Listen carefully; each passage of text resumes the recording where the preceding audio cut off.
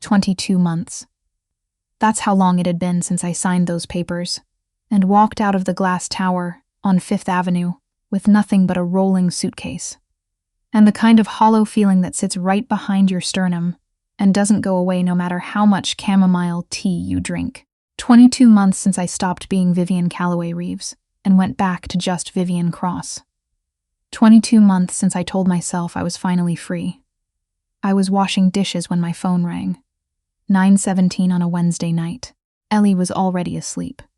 She'd gone down easy for once. No fussing, no asking for one more story, and I had the apartment to myself for the first time all day.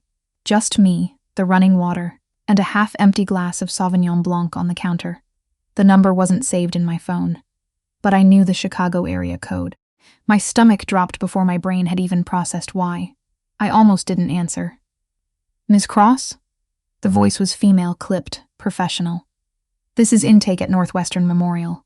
I'm calling regarding a minor patient currently in our pediatric emergency unit." I turned off the faucet. "We have a child, female, approximately 18 months. She was brought in by a neighbor after a fall. She's stable, but she's asking for her mother, and the only contact information we found in the diaper bag was this number." A pause. "Are you the mother of Ellie Reeves?" The name hit me like cold water. Reeves. I'd given her my last name after the divorce. Cross, but the diaper bag. The old diaper bag I hadn't switched out yet still had the tag from the pediatrician with her original intake name. Ellie Reeves. "Yes," I said. "Yes, I'm her mother. But I'm in the apartment. Ellie is here. She's asleep. I was already moving down the hallway. Her door was open. The nightlight cast everything in that soft amber glow.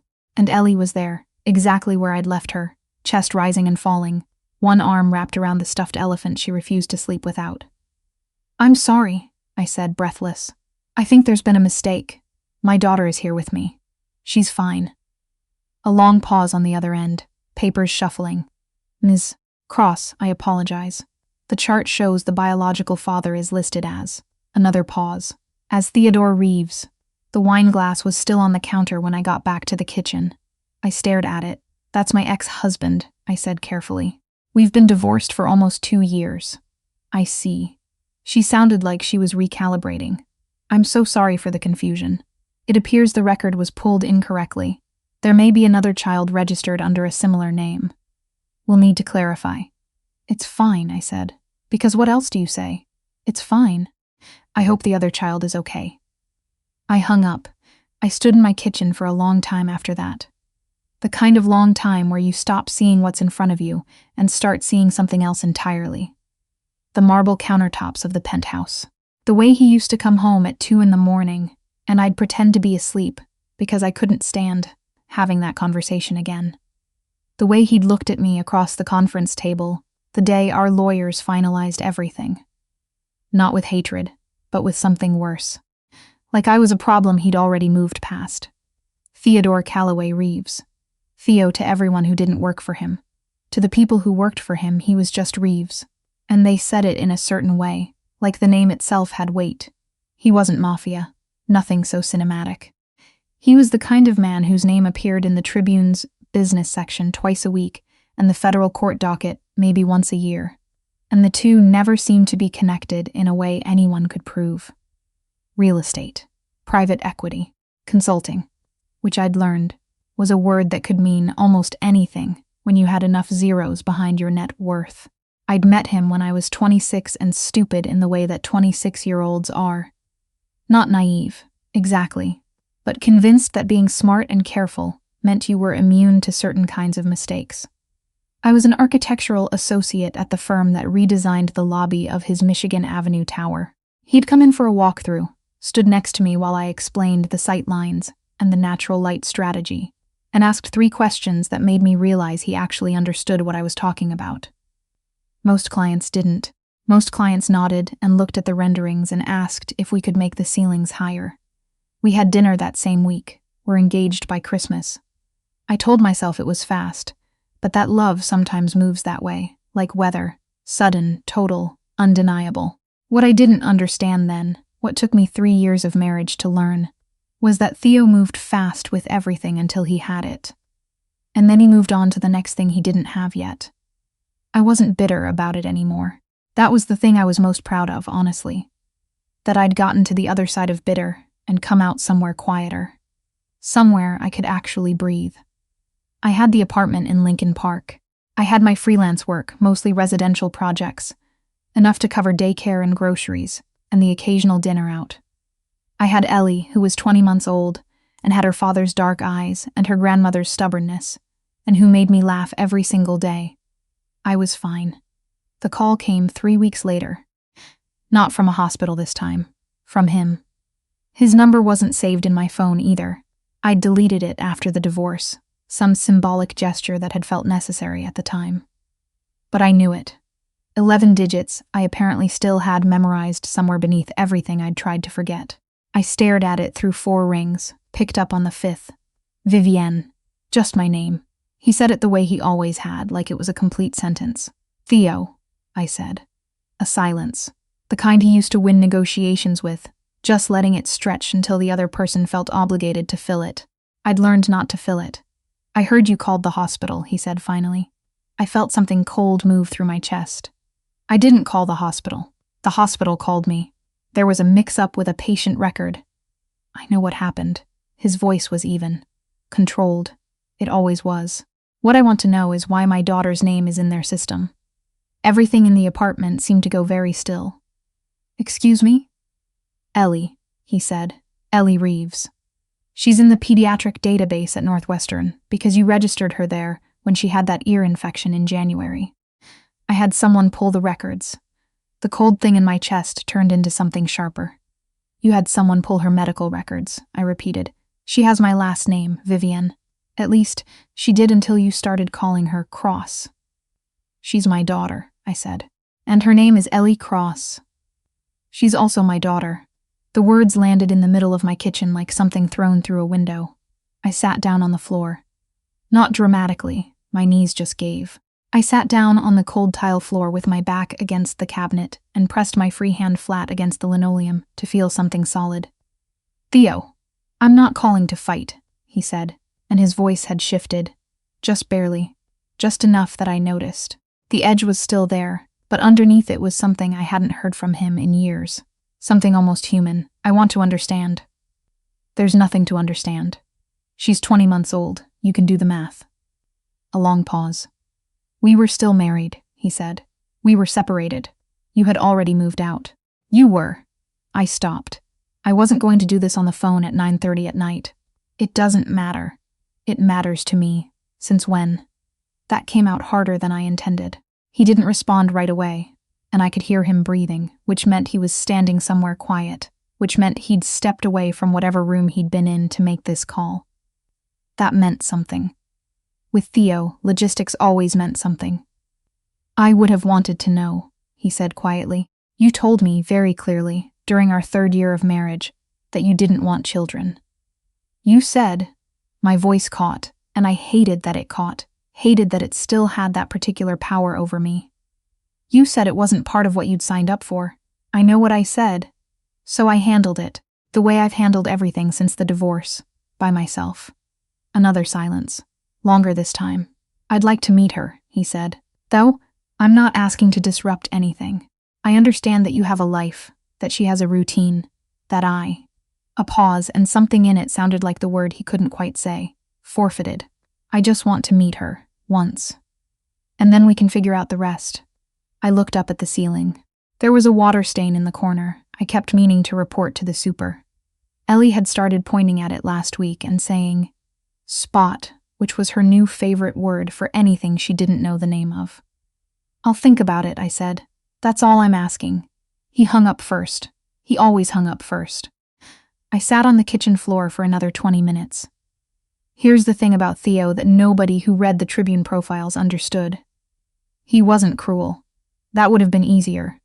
Cruel men leave clean breaks, defined edges, obvious exit points.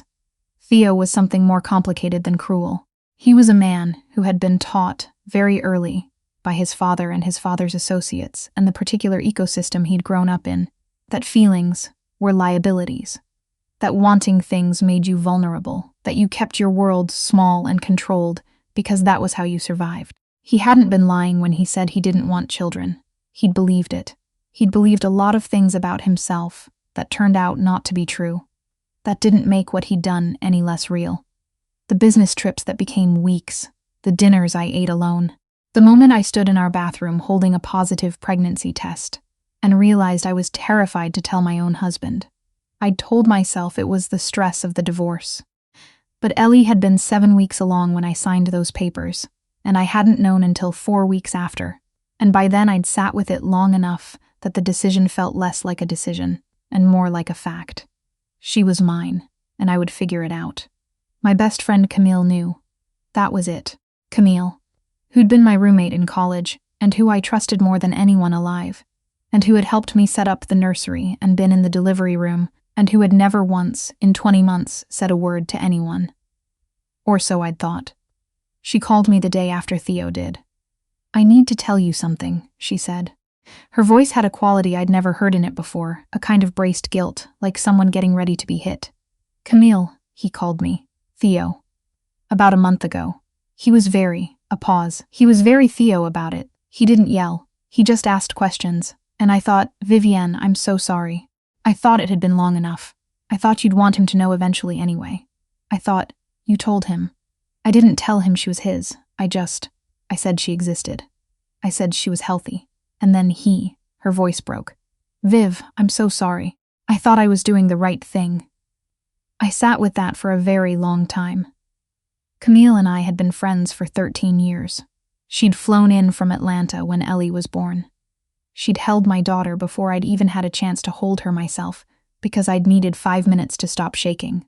And she had taken the one thing I'd decided, the one decision that was entirely mine, and handed it to him. I wasn't going to be able to stay angry at her. I already knew that. But I let myself be angry on the drive to pick up Ellie from daycare. I let myself cry exactly once. In the parking lot of the Little Sprouts Learning Center, where the other parents couldn't see me. And then I blew my nose and went inside. And Ellie ran at me with her arms up, and her face lit like I was the most wonderful thing she'd ever seen in her life. "Mama," she said, the way she always said it, like it was the whole world in one word. "Hi, baby girl," I said, and held her so tight she squirmed. Theo came on a Sunday. I chose Sunday morning because it felt like the safest possible time. Daylight, my turf, low stakes, Ellie at her best before her afternoon nap. I made coffee. I put out the good mugs, which was stupid, and then I put them back and got out the regular ones because I wasn't going to perform anything for him. He arrived at 9. He knocked instead of buzzing up, which meant he'd waited in the lobby until someone else was leaving, which meant he was nervous. I recognized the logic, control the entrance, limit the variables. Old habit. He looked the same. That was the first thing I noticed, and it annoyed me. He looked entirely the same. The dark hair, the jaw, the suit that probably cost more than my monthly rent, though he'd left the tie loose and the top button undone in a gesture that was probably supposed to say relaxed, and just said Theo trying to look relaxed. "Hey," he said. "Coffee's on," I said. "Come in." He stepped into the apartment and stopped almost immediately. Not because there was anything to stop for. Just taking it in, the way he took everything in, cataloging. Ellie was in the living room with her blocks. She looked up when she heard footsteps, the way toddlers do, without social anxiety, without self-consciousness, just open assessment. Theo went very still. I watched it happen. I'd wondered what it would look like, and I still wasn't prepared for it. The moment a controlled man encounters something that doesn't fit his control, he just stopped, like a watch that had run out of something. Ellie studied him for a long moment with those dark eyes that were so obviously his, it almost hurt to look at. Then she picked up a blue block and held it out toward him. "Boo," she said. Blue. She'd been working on colors. He made a sound I'd never heard from him before. Something low and almost involuntary. "Yeah," he said softly. "Blue." He crossed the room and sat down on the floor, right there in his expensive suit, without hesitation, and accepted the blue block she was offering him. I stood in the doorway and pretended to drink my coffee. For 40 minutes, they built towers together. She'd stack 4 blocks and then deliberately knock them down, which she found genuinely hilarious every single time, and he matched her energy, patient, focused, completely there in a way I had almost never seen him be anywhere. He asked her the names of things. she told him. He repeated them back wrong sometimes, and she corrected him with great authority. At some point, she climbed into his lap. Just decided to. It was that simple, for her. He looked up at me over her head, and there was something in his face that I didn't have a word for. Not guilt exactly, not sorrow exactly.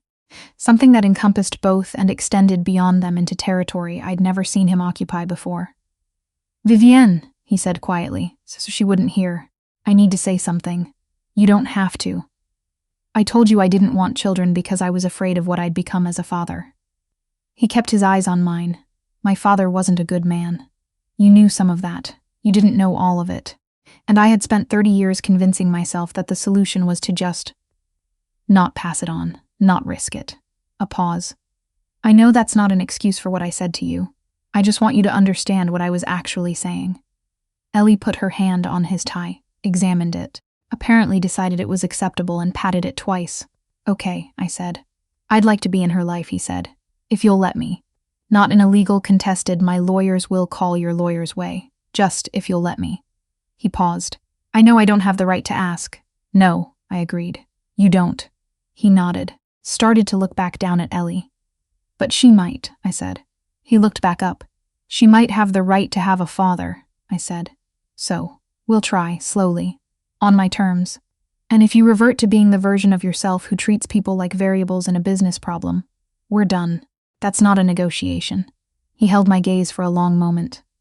"Understood," Camille called that evening. I let it ring twice before I answered. "Are you still angry at me?" she asked. I thought about it honestly, the way Ellie had taught me to approach most things. Just look at what's actually there, without deciding in advance what you're supposed to feel. "I don't know yet," I said, "but I'm getting there. I really am sorry, Viv. I know you are." A pause. She held out a block to him, first thing. Just handed it right over like it was nothing. Camille made a soft sound. Of course she did. He sat on my floor in a $3,000 suit and built a block tower for 40 minutes. Of course he did. "This is going to be very complicated," I said. "Yes," Camille agreed. "I might need you to be very reliable about babysitting while I figure it out." A pause. Then carefully, "Are you forgiving me?" "I'm asking you to babysit," I said. "Don't push it." She laughed, which made me almost laugh, which meant I was further along than I'd thought. The following Saturday, Theo came back with a stuffed giraffe that was nearly as tall as Ellie and completely impractical for a Lincoln Park apartment. She screamed with joy when she saw it. Purely, completely, with her whole body. The way kids feel things before they learn to manage it. He looked at me over her head again, and this time I did know the word for what was on his face. Relief. Like a man who'd been carrying something heavy for a very long time and had finally been allowed to set it down. I handed him a cup of coffee. He took it. We didn't fix 22 months in an afternoon. We didn't fix 3 years of a marriage that had slowly come apart at the seams, or the specific wound of being told you weren't wanted in the way you most needed to be. Those things take time, or they take something more than time. They take choosing, over and over, to treat someone like a person instead of a variable. But Ellie climbed back into his lap that second Saturday. She brought him the elephant this time, the one she slept with, which was the highest honor she could offer any human being on Earth. He held it like it was something valuable. Because it was.